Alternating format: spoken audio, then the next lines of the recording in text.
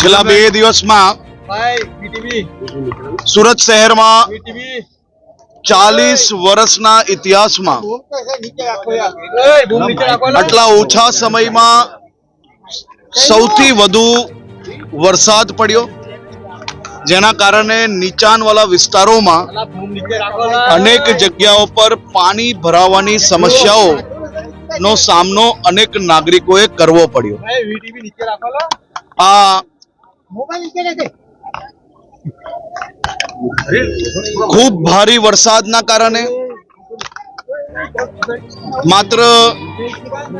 36 કલાકમાં 16 ઇંચથી વધારે વરસાદ આવ્યો, પરંતુ પહેલા દિવસે જેમ વરસાદનું પ્રમાણ ઘટ્યું, પાણી ઉતરતાની સાથે મહાનગરપાલિકાની ટીમ દ્વારા દવા છાંટવાની કામગીરી હોય, સફાઈની કામગીરી હોય,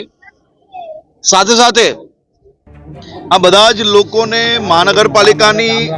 જે સ્કૂલો છે અને બીજી જે કઈ વ્યવસ્થાઓ છે ત્યાં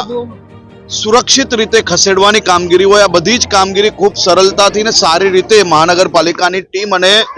પોલીસ દ્વારા કરવામાં આવી। આજે વહેલી સવારથી ભગવાન જગન્નાથજીની રથયાત્રાની વ્યવસ્થાઓ પૂર્ણ થતાની સાથે જ સુરત મારા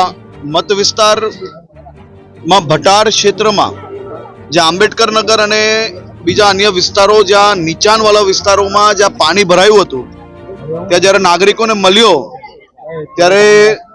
નાગરિકો તરફથી જે માહિતીઓ આવી કે પોલીસ અને મહાનગરપાલિકાની ટીમ દ્વારા વરસાદ પડતાની સાથે જ ઘરો સુધી પહોંચીને સૌ ઉંમરલાયક વડીલોને તથા બાળકોને સુરક્ષિત સ્થળે ખસેડવા જોડે જોડે બધી જ માહિતીઓ આપવા માટે જે કામગીરી કરી,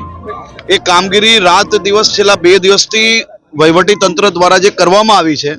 એ ખૂબ સારી કામગીરી કરી છે। આ તકલીફ પડી છે, વરસાદ ક્યારેય ના આવ્યો હોય એવો વરસાદ આવ્યો છે।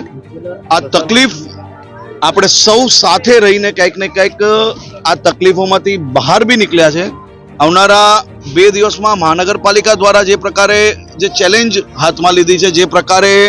દરેક જગ્યા પર દવાઓ છાંટવી, સફાઈ કરવી, આ કામગીરી જે ઝડપથી જે એમ કહેવાય કે કલાકોની અંદર કરી લીધી, પરંતુ હજી વધુ કઈ રીતે થઈ શકે તે માટે મહાનગરપાલિકાના કમિશનરશ્રી અને એમની આખી ટીમ, મેયરશ્રી અને એમની આખી ટીમ છેલ્લા કેટલાય દિવસોથી તમામ ભારતીય જનતા પાર્ટીના કોર્પોરેટરો પબ્લિકની વચ્ચે રહીને, એમની સાથે રહીને એમને મદદગાર બનવાનો પ્રયત્ન કર્યો છે અને આવનારા દિવસોમાં બી આ જમીન પર આ કામગીરી પૂર્ણ કરવામાં આવશે।